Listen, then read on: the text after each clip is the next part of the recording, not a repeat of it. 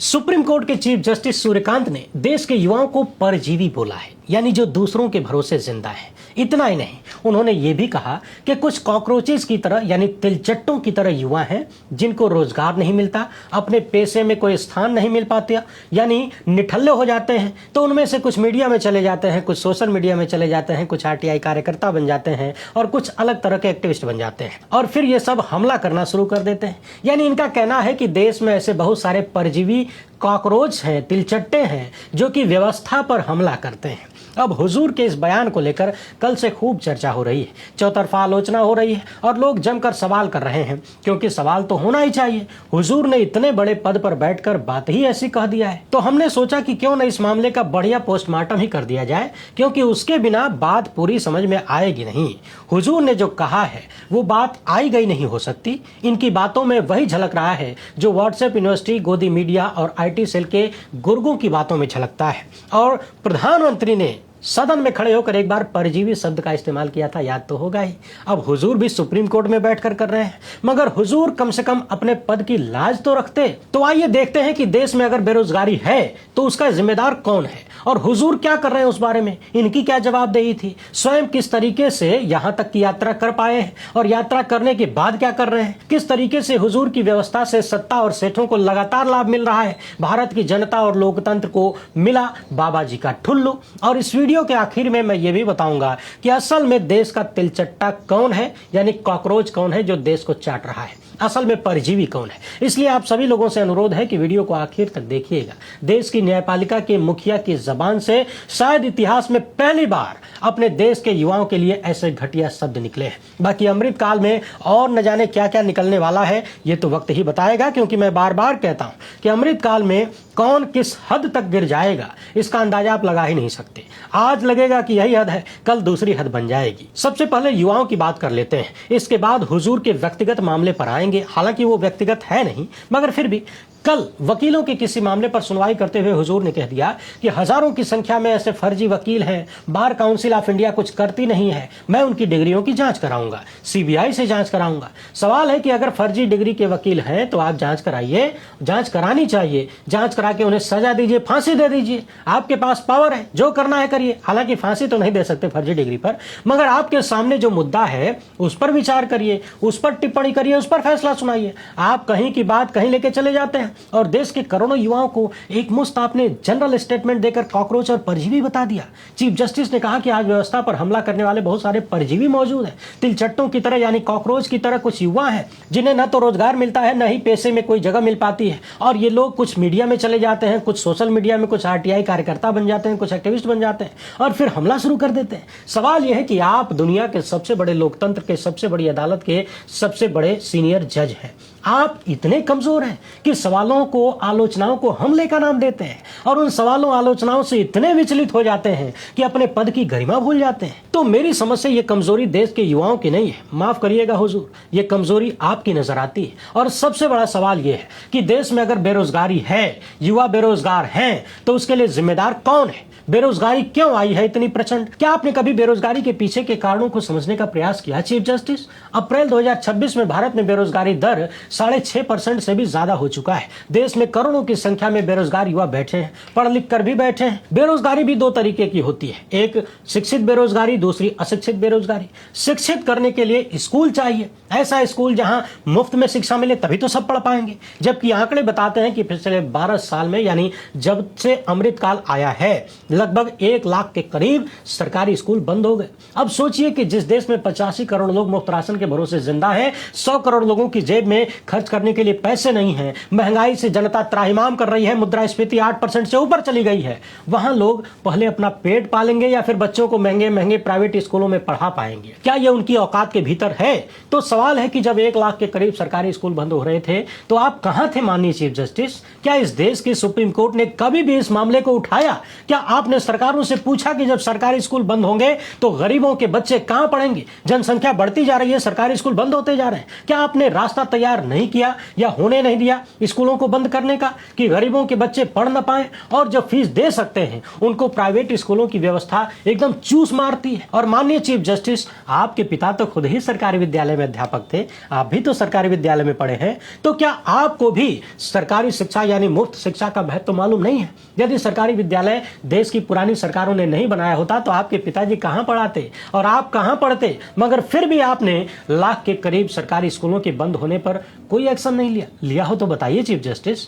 अमृतकाल लागू होने के बाद से देश भर में जितनी भी बढ़िया सरकारी यूनिवर्सिटीज थी उन सब के भीतर दंगों का माहौल बना दिया गया। पूरे सिस्टम ने मिलकर, गोदी मीडिया और सत्ता ने मिलकर देश की टॉप यूनिवर्सिटीज को बदनाम किया, उन्हें आतंकवादियों का अड्डा बताया गया। सवाल है कि जब जेएनयू को गालियां दी जा रही थी, टेररिस्ट सेंटर बताया जा रहा था, तो माननीय चीफ जस्टिस आप कहां थे? दिल्ली से बाहर थे क्या? आपने एक बार भी बोला कि जहां से देश का भविष्य बनता है उस विश्वविद्यालय को बदनाम न किया जाए? जब तमाम सेंट्रल यूनिवर्सिटीज की फीस लाखों में कर दी गई, गरीब का पढ़ना तो दूर, पढ़ाई के बारे में सोचना भी हैसियत से बाहर हो गया, तब क्या चीफ जस्टिस आपने और आपके सुप्रीम कोर्ट ने, आपकी पूरी न्यायपालिका ने क्या किया?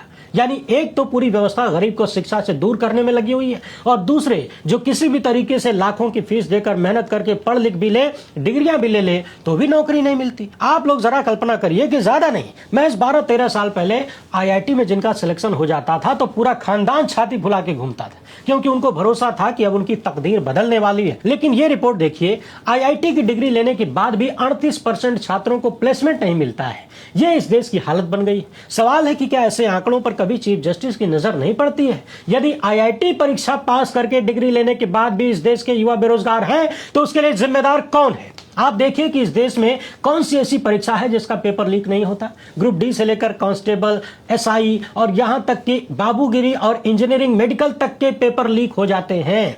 एक युवा 2 साल 3 साल तक तैयारी करता है, किसी तरह बेचारा सिलेक्शन पा जाता है, इसके बाद 4-5 साल पढ़ाई करके डिग्री लेता है, फिर भी अगर नौकरी न मिले तो इसके लिए जिम्मेदार कौन है चीफ जस्टिस? देश के युवा सरकारी नौकरियों की भर्तियों में शामिल होने के लिए सालों साल मेहनत करते हैं। निठल्ली सरकारें एक तो समय से वैकेंसी नहीं देती भी हैं तो पर्चा लीक हो जाता है या करवा देती हैं और फिर उसी बहाने सालों साल इन चीजों को टाला जाता है। युवाओं का जीवन, उनकी जवानी खराब की जाती है। अमृतकाल से पहले कम से कम युवाओं को इतना भरोसा हुआ करता था कि चुनाव के समय नौकरी आएगी, भर्ती आएगी तो हमको नौकरी मिल सकती है। अब तो वो भरोसा भी खत्म हो चुका है, क्योंकि शायद जनता का वोट सत्ताधारियों को चाहिए ही नहीं। ज्ञानेश कुमार जिंदाबाद है। तो जब आए दिन इस तरह से पेपर लीक होते हैं और युवाओं का भविष्य खराब होता है, उनको बेरोजगारी में ढकेला जाता है, वो भी पूरे सिस्टमेटिक ढंग से, तो क्या ये बातें आपको पता नहीं चलती चीफ जस्टिस? अभी नीट की परीक्षा लाखों युवाओं ने दिया, 20-25 लाख युवाओं के किस्मत का बंटाधार आपकी इसी व्यवस्था ने किया है, जिस व्यवस्था पर हमला करने की बात आप कर रहे हैं। साल 2015 में जब पेपर लीक जैसी चीजें सामने आई तो यही सुप्रीम कोर्ट कहता है कि अगर एक भी गड़बड़ छात्र गलत तरीके से घुस जाता है तो ये पूरी व्यवस्था के लिए दिक्कत वाली बात है। लेकिन साल 2024 में यही आरोप लगते हैं तो वही सुप्रीम कोर्ट कहता है कि नहीं, पूरी परीक्षा रद्द नहीं कर सकते। और अभी जब नीट का पेपर आउट हुआ, इतनी बड़ी घटना हुई, तो आपने क्या किया चीफ जस्टिस? बताइए। आपकी कलम में तो बहुत ताकत है। आपने किसकी जिम्मेदारी और जवाबदेही तय किया कि आगे से ऐसा न हो? हर बार पेपर आउट होना, हर बार सीबीआई को जांच सौंप देना और जांच का परिणाम हर बार नील बटे सन्नाटा रहना। नीट पेपर आउट होने के बाद कुछ जगहों से युवाओं के सुसाइड की खबरें सामने आई है। चीफ जस्टिस, आपको पता चला कि नहीं? बार बार कहा जा रहा है कि एनटीए के अफसर ही पेपर लीक में शामिल हैं और जिन्हें पकड़ा गया है उसने ऑन कैमरा मीडिया से कहा कि बड़े बड़े लोगों को बचाया जा रहा है, यानी बड़े लोग बचे रहेंगे, अगली बार फिर से आउट करवाएंगे। वो बड़े लोग कौन है चीफ जस्टिस? क्या आप पता लगाने की कोशिश कर रहे हैं? यानी जो 2 तरह की बेरोजगारी है उन दोनों के लिए सत्ता और व्यवस्था जिम्मेदार है। सुप्रीम कोर्ट के पास सुओ मोटो की ताकत होती है, वो ताकत किसी को परजीवी या तिलचट्टा बुलाने के लिए नहीं है। चीफ जस्टिस साहब, वो ताकत सोशल जस्टिस के लिए है। लोगों की मूलभूत मानवीय आवश्यकताओं को आप पूरा करवा सके उसके लिए दिया गया है, लोगों को जस्टिस मिल सके उसके लिए है। यदि एक वेलफेयर स्टेट में बड़ी बड़ी डिग्रियां लेने के बाद भी युवाओं को रोजगार नहीं मिलता तो इसके लिए जिम्मेदार वही सिस्टम है जिस सिस्टम को आप छुई मुई बताना चाहते हैं। जिस देश में अमीरी और गरीबी के बीच खाई बढ़ती जा रही है, देश की 40% से ज्यादा संपत्ति मात्र 1% लोगों के पास है, 85 करोड़ से ज्यादा लोग मुफ्त राशन के भरोसे जिंदा है। ऑक्सफैम की ये रिपोर्ट क्या आपने नहीं देखा चीफ जस्टिस? गरीबी अमीरी के बीच बढ़ती हुई खाई के लिए जिम्मेदार कौन है? अब जब पढ़े लिखे युवाओं को रोजगार देने में आपका सिस्टम फेल हो जाता है, अपनी जिम्मेदारी निभाने में फेल हो जाता है, अपने कर्तव्यों का निर्वहन करने में फेल हो जाता है, चाहता है और युवा अपनी मेहनत अपने दम पर कुछ करना चाहता है तो फिर आप उन्हें परजीवी और कॉकरोच बुला रहे हैं। और अब यदि आपने कॉकरोच बुला ही दिया है तो दुनिया जानती है कॉकरोच के साथ क्या किया जाता है, मानवीय व्यवहार क्या है। लोग तिलचट्टों को जहर देकर मार देते हैं। तो ऐसा करिए, आपकी व्यवस्था बेरोजगारों को रोजगार तो दे नहीं सकती, फिर सबको इकट्ठा करिए और जहर देके मार दीजिए। हिटलर की तरह कोई गैस चैम्बर बनवाइए, उसमें देश भर के बेरोजगार युवाओं को ठूस के जैक्लो बी नाम की जहरीली कीटनाशक गैस छोड़वा दीजिए जिसमें हाइड्रोजन साइनाइड होता है, या गोलियां दे दीजिए। इस देश के सारे युवा कॉकरोच की तरह खा के मर जाए, गैस सूंघ के मर जाए। वैसे भी बेरोजगारी का दंश किसी घुटन भरी मौत से कम थोड़ी ना है। हुजूर ने कहा कि कुछ परजीवी हैं, कॉकरोच टाइप के हैं, इनमें से कुछ सोशल मीडिया में चले जाते हैं, कुछ मीडिया में चले जाते हैं। अब बाकी मीडिया संस्थानों के बारे में तो मुझे नहीं पता। जहां तक बात सोशल मीडिया की है और आपने परजीवी कहा है, तो हुजूर बड़े सम्मान के साथ आपको बताना चाहता हूं, हम परजीवी नहीं हैं, बहुत ज्यादा मेहनत करते हैं। अगर आप सच में देखना चाहते हैं तो कभी आइए हमारे पास। सुबह 8 बजे नींद खुलने के बाद से रात में 1 बजे 2 बजे तक हम जो करते हैं, जितनी मेहनत करते हैं, आप खाली हमारे साथ बैठे रहिए और मेहनत का अंदाजा लगाइए, अपनी आंखों से देखिए। शायद तब पता चलेगा कि यदि इतनी मेहनत सिस्टम में ऊंचे ऊंचे पदों पर बैठे लोग करते, तमाम माननीय जज लोग करते, तो आज देश के युवाओं का हाल ऐसा न होता कि आप उन्हें कॉकरोच बुलाएं, आप उन्हें परजीवी कहें। हम परजीवी बिल्कुल नहीं है मिलाड, बहुत मेहनत करते हैं। हफ्ते गुजर जाते हैं बाहर निकले और कभी कभी तो कई दिन गुजर जाते हैं सूरज की धूप देखे। पिछले 4-5 साल से मैं खुद घूमने के नाम पर आज तक कहीं नहीं गया। आप तो लगभग हर सैटरडे संडे कहीं न कहीं किसी कार्यक्रम में फीता काटते हुए, फोटो खिंचाते हुए, हलवा पूड़ी खाते हुए नजर आ जाते हैं भाजपा नेताओं के साथ। तो जो लोग सुबह से लेकर आधी रात तक मेहनत करते हैं वो परजीवी कैसे हुए चीफ जस्टिस? सोशल मीडिया वालों को जनता के टैक्स का पैसा भी नहीं मिलता बैठकर खाने के लिए, न तो उन्हें कई एकड़ का बंगला मिलता है, न सरकारी गाड़ी मिलती है, न सुरक्षा मिलती है। वो सब अपने दम पर जी रहे हैं। उसमें भी समय समय पर आप ही की व्यवस्था उन्हें बेरोजगार करने पर लगी रहती है। उनके चैनलों पर हमला होता है, उन्हें टॉर्चर किया जाता है। आपने कहा कि कुछ मीडिया में चले जाते हैं, तो क्या मीडिया का रोल आप भूल गए? जब पंजाब हरियाणा हाईकोर्ट में आपके कथित विरोधी माने जाने वाले जस्टिस हेमंत गुप्ता के खिलाफ मीडिया में खूब खबरें लगवाई जाती थी, वो पत्रकार कौन था जिसके जरिए खबरें लगवाई जाती थी और कौन लगवाता था? आरटीआई कार्यकर्ता और एक्टिविस्ट का नाम तो आप ऐसे ले रहे हैं जैसे ये करना बहुत बड़ा पाप है। यानी जिस काम के लिए इनाम मिलना चाहिए उस काम को हुजूर पाप की तरह दिखा रहे हैं, जबकि ये लोगों का संवैधानिक अधिकार है और आपका काम है हुजूर इस संविधान की रक्षा करना। इस संविधान की वजह से आप मिलाड बने हैं,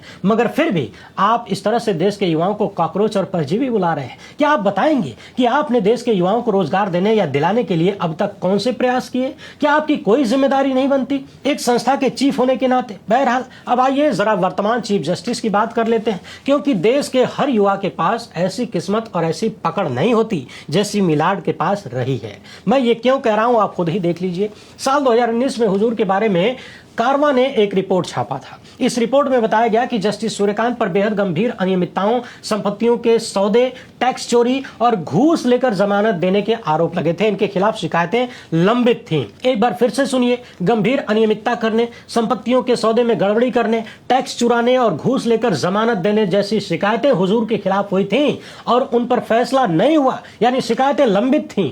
एक रियल एस्टेट कारोबारी सतीश कुमार जैन ने उस वक्त के चीफ जस्टिस एच.एस. कपाड़िया को बाकायदा पत्र लिखकर आरोप लगाया था कि जस्टिस सूर्यकांत ने संपत्तियों की कीमत कम दिखाकर कैश में ट्रांजैक्शन किया और लगभग 7 करोड़ 63 लाख की टैक्स यानी स्टाम्प ड्यूटी का नुकसान हुआ। सवाल है कि इतना सारा कैश हुजूर के पास कहां से आ रहा था कथित रूप से, और यदि स्टाम्प ड्यूटी चोरी हुई तो इससे देश का नुकसान हुआ कि नहीं? शिकायत में कारोबारी जैन ने सेल डीड वगैरह सब कुछ लगाया था और बताया था कि संपत्तियों की कीमत बहुत ज्यादा थी, उन्हें बहुत कम दिखाया गया। इतना ही नहीं, इस कारोबारी ने यह भी आरोप लगाया कि जस्टिस सूर्यकांत ने अपनी 3 प्रॉपर्टीज को रेनोवेट करवाया, 2 चंडीगढ़ में और 1 पंचकुला में फार्म हाउस को रेनोवेट कराया, जिसका खर्चा लगभग 19 लाख था, लेकिन इन्होंने पेमेंट नहीं किया। हालांकि बाद में जैन ने यह भी कहा कि 6 लाख की पेमेंट बाद में उन्हें दी गई। यानी किसी की मेहनत का पैसा हड़प करने का भी आरोप लगा। साल 2017 में एक दूसरी शिकायत हुई थी, जब पंजाब की हाई सिक्योरिटी जेल में बंद एक कैदी ने शिकायत किया कि जस्टिस सूर्यकांत ने एनडीपीएस एक्ट के 8 मामलों में रिश्वत लेकर जमानत दिया। सोचिए, 1-2 नहीं, 8 मामलों में घूस लेकर जमानत देने का आरोप लगा। उस कैदी ने यह आरोप लगाया कि जस्टिस सूर्यकांत के भाई, भतीजे और 2 वकील हुजूर के लिए दलाल का काम करते हैं, यानी दलाली करते हैं, सेटिंग करवाते हैं, पैसा लेते हैं। समझने वाली बात यह है कि इस तरह के तमाम आरोप हुजूर पर लगते रहे और ये पंजाब हरियाणा हाईकोर्ट में जज बने रहे। 2018 में जब इन्हें चीफ जस्टिस बनाया गया गया हिमाचल प्रदेश हाईकोर्ट का।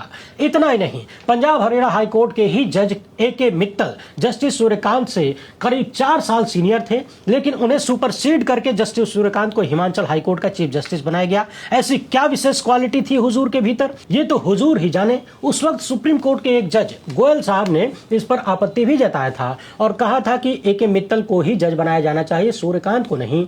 तो सवाल यह है कि इतना सारा उपाय और इतना सारा प्रभाव देश के सभी युवाओं के पास तो नहीं है कि टैक्स चोरी करने, रिश्वत लेकर जमानत देने के बाद भी और इतने गंभीर गंभीर आरोपों के बाद भी वो किसी पद पर बने रहे, प्रमोशन होता रहे, ज्यादा काबिल लोगों को नीचे कर दिया जाए और कुछ लोगों को ऊपर कर दिया जाए। ये अमृत अवसर और ऐसी किस्मत देश के सभी युवाओं को तो नहीं है हुजूर। समझने वाली बात यह है कि हुजूर की व्यवस्था लगातार सत्ता के सामने नतमस्तक होती नजर आती है। अभी अभी प्रधानमंत्री ने तेल बचाने के लिए देश की जनता से कहा, किसी भी अन्य संस्था या अन्य स्थानों पर इस बात को लेकर उतना ज्यादा एक्टिवनेस नजर नहीं आया जितना सुप्रीम कोर्ट ने कर दिया। वर्क फ्रॉम होम का ऐलान हो गया, जहां पर हजारों की संख्या में मामले लंबित हैं, लाखों लोग न्याय की उम्मीद लगाए बैठे हैं, वहां पर आप वर्क फ्रॉम होम करके क्या दिखाना चाहते हैं? देश की आबादी 140 करोड़ है, आम जनता तेल बचाएगी तो बचेगा या फिर सुप्रीम कोर्ट के कुछ 100 कर्मचारी तेल बचा लेंगे तो बच जाएगा? और मूल सवाल तो यह है कि सुप्रीम कोर्ट के यहां सरकार से और प्रधानमंत्री से पूछना चाहिए कि जब रूस तेल देने को तैयार है फिर भी भारत सरकार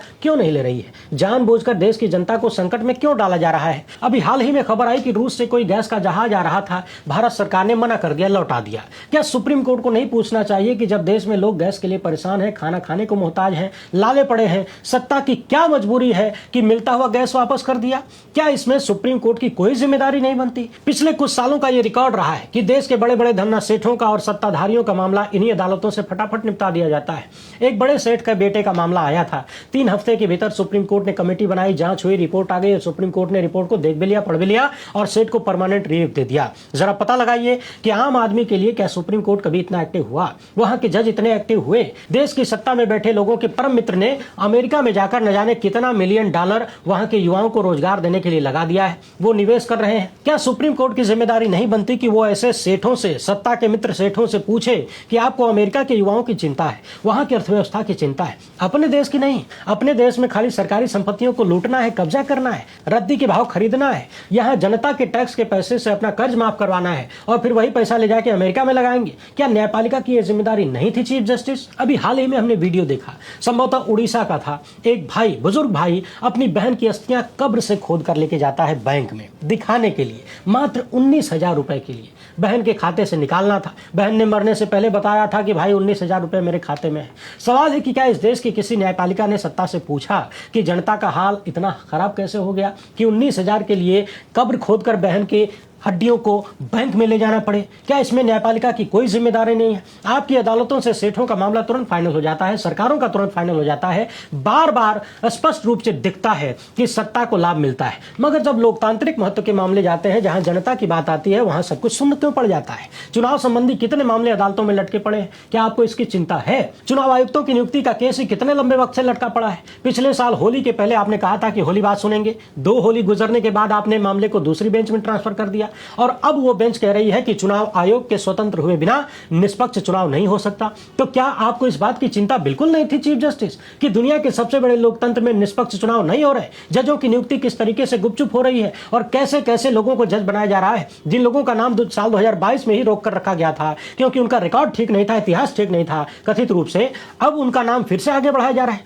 तो क्या उनका इतिहास साफ हो गया, वॉशिंग मशीन में धुल गए? देश भर के वकील पूछना चाहते हैं कि जजों की नियुक्ति किस आधार पर हो रही है, ठेके पर जज क्यों लगाए जा रहे हैं, दूसरे हाईकोर्ट से लाकर दूसरे हाईकोर्ट में जज क्यों लगाए जा रहे हैं, कैसे 56 हाईकोर्ट जजों को दरकिनार करके एक को सुप्रीम कोर्ट लाया जाता है, कुछ तो बताइए। और तो और जज बनने के लिए कोई पेपर भी नहीं होता, कोई एग्जाम नहीं, सुप्रीम कोर्ट और हाई कोर्ट के जज ऐसे बना दिए जाते हैं, यानी न तो एग्जाम है, न पेपर है, न पेपर आउट का झंझट। वहां व्यवस्था मजबूत है, कौन किसका करीबी है, कौन किसका साथी है, कौन किसका रिश्तेदार है, कौन किसको किस तरीके से लाभ पहुंचा सकता है और कौन कौन सा लाभ पहुंचा सकता है, नैतिक अनैतिक, ये सब कुछ, ये सारी व्यवस्थाएं खुलेआम खुलेआम धड़ल्ले से चल रही।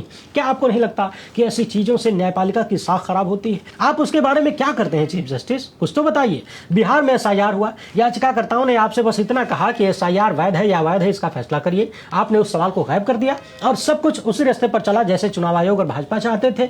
बंगाल में आपने लाखों लोगों का वोटिंग राइट छीन लिया। वो राइट न तो ज्ञानेश कुमार ने दिया था, न भाजपा ने दिया था और न ही आपने दिया था चीफ जस्टिस सूर्यकांत। ये अधिकार लोगों का संवैधानिक अधिकार है, मगर एक संवैधानिक पद पर बैठकर आपने उन्हें छीन लिया। 27 लाख लोग वोट नहीं डाल पाए, मामला लंबित रह गया और आपकी बेंच कह देती है कि अगली बार वोट डाल देना। 90 लाख से ज्यादा लोगों का नाम काट दिया गया और जैसी जैसी चुनावी चोरियां, कथित चोरियां बंगाल से आ रही है सामने, उन सब के बारे में क्या आपको जानकारी नहीं है चीफ जस्टिस? यदि है तो क्या कर रहे हैं? क्या इसमें आपकी कोई जिम्मेदारी नहीं थी? और अभी सीबीआई डायरेक्टर की नियुक्ति वाले मामले में जब मीटिंग हो रही थी, राहुल गांधी ने शामिल होने से इनकार कर दिया क्योंकि उम्मीदवारों की डिटेल उन्हें नहीं दिए गए। तो आप वहां निष्पक्ष की भूमिका में थे ना, आप तो किसी राजनीतिक दल के थे नहीं। आपने क्या किया? क्या आपको मोदी सत्ता से नहीं कहना चाहिए था कि राहुल गांधी को सारे उम्मीदवारों की डिटेल दीजिए?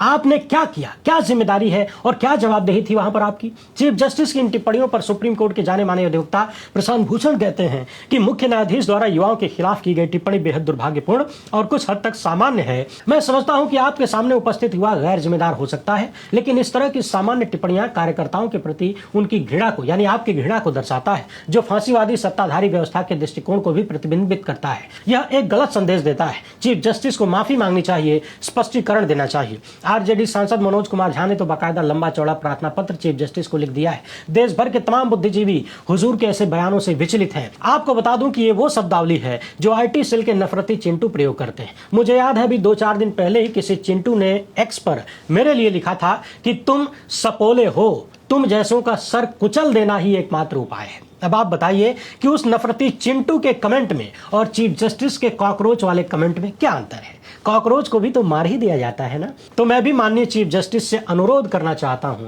कि हुजूर हिटलर की तरह एक गैस चैम्बर बनवाइए ना। देश के बेरोजगारों से कहिए ना कि चलो तुम्हें नौकरी दी जा रही है। नौकरी के नाम पर ये लालची बेरोजगार कुछ भी कर जाएंगे क्योंकि मजबूरी है। बारी बारी से लाखों को उस चेंबर में भरिए, दरवाजा बंद करिए और हाइड्रोजन साइनाइड वाली जहरीली गैस छोड़वा दीजिए, क्योंकि कॉकरोच को मार देना ही बेहतर होता है, वरना घर में गंदगी फैलती है। आपकी नजर में देश के युवा, सोशल मीडिया और मीडिया तथा आरटीआई कार्यकर्ता, एक्टिविस्ट कॉकरोच ही है ना, मार दीजिए। इससे अच्छा कुछ हो नहीं सकता, क्योंकि आप तो मालिक हैं। लेकिन लोकतांत्रिक नागरिक होने के नाते एक सवाल आप सभी को पूछना चाहिए और उसका जवाब भी ढूंढना चाहिए कि असल में कॉकरोच यानी तिलचट्टा कौन है। तो जो देश की तमाम संपत्तियों को कुछ लोगों के नाम कर दे और जिम्मेदार लोग टुकुर टुकुर मुंह देखते रहें, कुछ भी ना करें, असल में तिलचट्टा वो है जो अपने पद की गरिमा को तार तार करते हुए आए दिन सत्ताधारी दल के नेताओं के कार्यक्रमों में हलवा पूड़ी खाते हुए नजर आए, फोटो खिंचाते नजर आए। असल तिलचट्टा वो है जो गोदी मीडिया के सबसे नफरती एंकर के साथ टेबल शेयर करे। सिस्टम का असल तिलचट्टा वो है जो लोकतंत्र में लोकतंत्र को बर्बाद करे। असल तिलचट्टा वो है जिसके कलम से लाखों लोगों का संवैधानिक अधिकार छीन लिया जाए। असल तिलचट्टा वो है जिसके होने से संस्थान की गरिमा गिर जाए। असल तिलचट्टा वो है जिसकी नजरों के सामने लोकतांत्रिक व्यवस्था धूल धूसित होती रहे और वो खामोश रहे। असल तिलचट्टा वो है जिसके पद का लाभ केवल बड़े बड़े लोगों को मिले, आम आदमी को नुकसान हो, जो अपने पद का दुरुपयोग करे। असल तिलचट्टा वो है। बाकी माननीय चीफ जस्टिस, आप मालिक हैं, बड़े हैं, माननीय हैं, इतने बड़े पद पर हैं, आपसे अनुरोध है कि तिलचट्टों को छोड़ा नहीं जाना चाहिए। गैस चैम्बर बनवाइए दीजिए और देश के करोड़ों युवाओं को वहां ठूस के मरवाइए दीजिए।